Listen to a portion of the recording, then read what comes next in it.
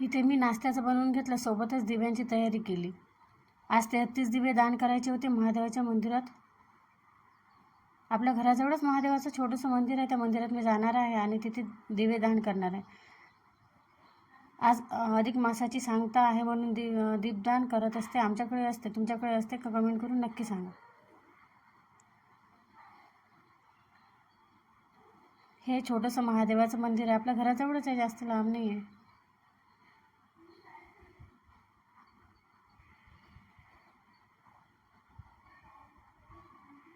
माझ्यासोबत तुम्हालाही महादेवाचं दर्शन झालं.